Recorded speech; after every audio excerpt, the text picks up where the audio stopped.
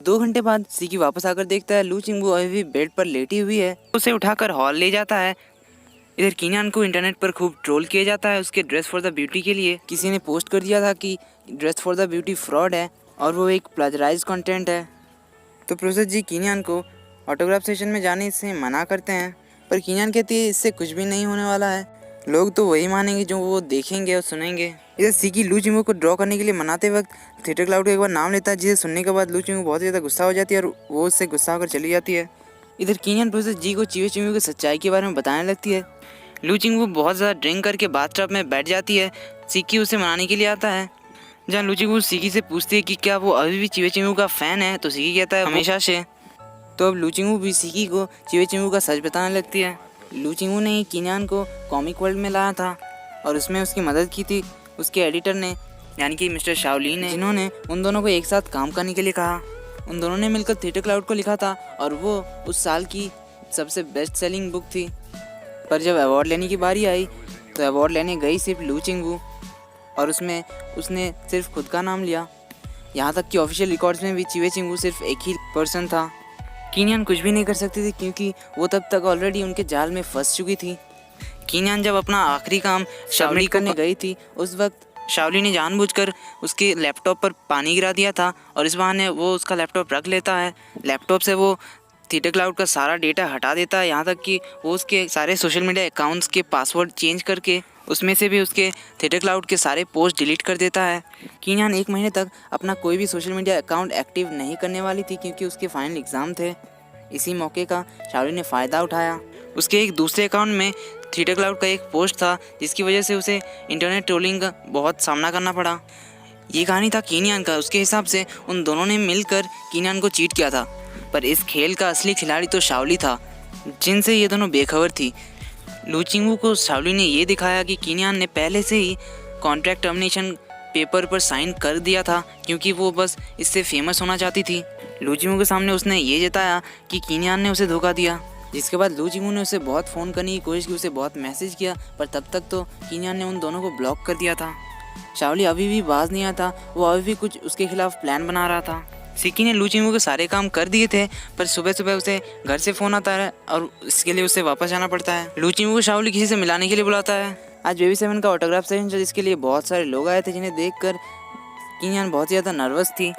इधर कीनियान से सवाल जवाब शुरू होता है। सारे सवाल कॉमिक के मेन लीड मिस्टर जे के ऊपर बेस्ड था क्योंकि सारे सवाल खुद मिस्टर जी ने बनाए थे।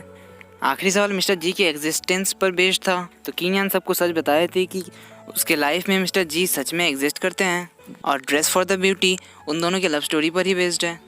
तभी एक फ़ैन कीनियान से कहती है मिस्टर जी को उन सबके सामने इंट्रोड्यूस कराने के लिए ताकि इन रूमर्स को गलत साबित किया जा सके, पर कीनियान उसे साफ मना कर देती है क्योंकि वो नहीं चाहती कि उसकी वजह से मिस्टर जे की प्राइवेसी पर कोई इफेक्ट पड़े। तभी एंट्री होती है मिस्टर जी की, जो सभी के सामने अपने आप को इंट्रोड्यूस करते हैं एज ए बॉयफ्रेंड ऑफ कीनियान। तभी हम एक औरत को देखते हैं जो प्रोफेसर जी को देख के कहती है आखिरकार उसने कह ही दिया। अब ये कौन थी यह हमें थोड़ी देर बाद पता चलेगी। इधर कीनियान को बहुत ज़्यादा चिंता हो रही थी क्योंकि अब प्रोफेसर जी ने अपना आइडेंटिटी सबके सामने रिवील कर दिया, जिस वजह से उसे डर लग रहा था कि शायद अब उन्हें भी इंटरनेट ट्रोलिंग का सामना करना पड़ेगा। पर प्रोफेसर जी कहते हैं अब उसकी मुझे कोई फिक्र नहीं। प्रोफेसर जी तो फुल रोमांटिक मूड में थे, वो दोनों केस करने वाले थे कि तभी वहाँ गैलेक्सी प्रोडक्शन नाम की एक प्रोड्यूसिंग कंपनी के सीईओ का असिस्टेंट आकर कीनियान को बॉस का बिजनेस कार्ड देते हुए कहते हैं कि उन्हें कीनियान के काम में बहुत ज़्यादा इंटरेस्टेड हैं। प्रोफेसर जी उस कंपनी के सीईओ को जानते थे, पर वो कुछ बताने से पहले ही कीनियान को बुलाने के लिए उसकी एडिटर आ जाती है, जो उसे फैंस के साथ फ़ोटो खिंचवाने के लिए बुलाने आई थी। इधर शाओली और लू चिंगबू जिससे मिलने आई थी वो और कोई नहीं बल्कि गैलेक्सी प्रोडक्शन की सीईओ ही थी, जिनका नाम था मिसेस पे। ये दोनों उनसे फ्लावर एंड रोमांस, जो कि लू चिंगबू की हाल ही में रिलीज़ हुई बहुत ही फेमस कॉमिक थी, उसकी फिल्म एडेप्टेशन के बारे में बात करने के लिए आए थे। पर मिसेस पे उन्हें बताती है कि उनके फिल्म एडेप्टेशन के लिए उन्होंने ऑलरेडी एक दूसरे कॉमिक को चूज़ कर लिया था और वो और कोई नहीं बल्कि ड्रेस फॉर द ब्यूटी था। शाओली मिसेस पे को बहुत मनाने की कोशिश करता है, पर मिसेस पे नहीं मानती, इसलिए लू चिंगबू बहुत ज़्यादा गुस्सा हो जाती है और वो वहाँ से चली जाती है। वो जाते वक्त एक वेट्रेस से टकराती है जिसके हाथ में पानी था, वो पानी मिसेस पे के ऊपर गिर जाता है, जिस वजह से मिसेस पे बहुत ज़्यादा गुस्सा हो जाती है और वहाँ से चली जाती है। इस वजह से वो कीनियान से भी अपना मीटिंग कैंसिल करवा देती है। आज जीक्यू का बर्थडे था, इसलिए शाओजू इसके साथ आखिरी बार उसका बर्थडे मनाता है। उससे ढेर सारी शॉपिंग भी करवाता है और उसे अपने केक पर खुद का नाम लिखना भी सिखाता है, जैसा कि वो बचपन में किया करता था। जीक्यू शाओजू को पसंद करने लगी थी। ठीक उसी वक्त बिजली चली जाती है। शाओजू जीक्यू को एक विश मांगने कहता है अपने बर्थडे पर। जीक्यू कहती है उसमें मांगना क्या, उसे बस उसी से कहना है उसे क्या चाहिए। शाओजू ये कह के चला जाता है कि मैं क्या कोई अलादीन हूँ जो तुम्हारा विश पूरा करेगा। जीक्यू उसका हाथ पकड़ कर उसे रोक लेती है और उसे किस कर लेती है। शाओजू उसे कहता है ये क्या था। जीक्यू कहती है जो हुआ वही था। शाओजू कहता है ये बस एक एक्सीडेंट था, इसे भूल जाओ। तो जीक्यू कहती है इसके लिए तुम रिस्पॉन्सिबल हो। इसके बाद शाओजू जीक्यू को घर छोड़ने जाता है, जहाँ जीक्यू उसे 30 सेकंड देती है और उसे कहती है अगर तुम्हें कुछ भी कहना है तो 30 सेकंड में कह दो, वरना मैं जा रही हूँ। शाओजू उसे कहता है अब तुम 20 साल की हो चुकी, तो अब तुम जो भी चाहो वो तुम कर सकती हो, अब तुम बॉयफ्रेंड बना सकती हो। पर जीक्यू जो सुनना चाहती थी वो उसने अभी तक नहीं कहा था, इसलिए जीक्यू बहुत ज़्यादा गुस्सा हो जाती है और उसे कहती है आज जो है उसे तुम भूल जाना। तो शाओजू कहता है ठीक है, और ये कह के वो चला जाता है। अगले दिन सुबह हम देखते हैं सीकी के अपार्टमेंट में लुचिंगू आती है और आके उसे गले लगा लेती है, क्योंकि वो उसे बहुत दिनों से मिस कर रही थी और वो दोनों मिले भी नहीं थे। तभी हम देखते हैं सीकी के कमरे से मिसेस पे निकलती है और यहाँ हमें पता चलता है कि मिसेस पे और कोई नहीं बल्कि हमारे जी ब्रदर्स की मम्मी थी। सीकी और लुचिंगू को गले लगता देख मिसेस पे सीकी की गर्लफ्रेंड बनने की नाटक करती है और सीकी को डांटने लगती है, जिसे सुनकर लुचिंगू सीकी का कॉलर पकड़ लेती है और उससे वो डांटने लगती है कि वो इतने ओल्ड लेडी को भी डेट करता है।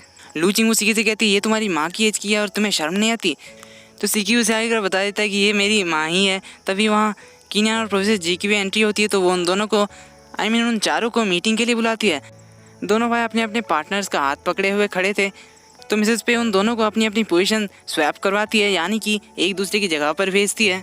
वो सिकी से कहती है कि तुम्हें इन जैसी औरतों से दूर रहना चाहिए, ये बस तुम्हारी फ़ायदा उठाने के लिए आई है। तो सिकी लुचिंगू के पास जाके कहता है ये मेरी गर्लफ्रेंड है। ये सुनकर कीनियान भी शॉक हो जाती है, क्योंकि उसे भी नहीं पता था। तो मिसेस पे कीनियान को अपने पास बुलाती है, उसे कहती है क्या तुम सिकी को पसंद नहीं करती। ये सुनकर कीनियान तो कुछ नहीं करती। तो मिसेस पे उसे कहती है हो सकता है सिकी तुम्हें पसंद करता हो, क्या वो नहीं करता। सिकी उसकी माँ को कहता है ये सब माँ आप क्या कह रही है। तो उसकी माँ कहती है हो सकता है ये वन साइडेड लव था, उसने दूसरी लड़की को चुना होगा। तो वो सिकी को अपने पास बुलाती है और वो उन दोनों का हाथ पकड़ा देती है। मुझे लगता है तुम दोनों एक दूसरे के लिए सही होगे। तो इधर लुचिंगू और मिस्टर जी दोनों चिल्ला उठते हैं। तो मिसेस पे कहते हैं तुम दोनों भी एक दूसरे के लिए परफेक्ट हो। तो फिर से दोनों चिल्ला उठते हैं नहीं। तो मिसेस पे सीकी से पूछती है क्या तुम सच में वहाँ खड़ी लड़की को जानते हो या वो बस तुम्हारी एक सब्स्टिट्यूट है। तो लुचिंगू अब और नहीं सुन सकती थी, इसलिए वो कहती है मुझे पता है आप मुझ पर गुस्सा हैं, पर सीकी के लिए मेरा प्यार बिल्कुल सच्चा है और मैं अपना प्यार साबित करने के लिए तैयार हूँ। आप मुझे कुछ भी करने के लिए कह दीजिए। तो मिसेस पे दोनों कपल को एक एक हैंडीकैम देती है और उन्हें एक डेटिंग व्लॉग बनाने के लिए कहती है, और वो भी पूरे 10 घंटे का। उन्हें कैमरे में एक दूसरे के लिए अपना प्यार दिखाना होगा और जो जीतेगा उसे ही उनका आशीर्वाद मिलेगा।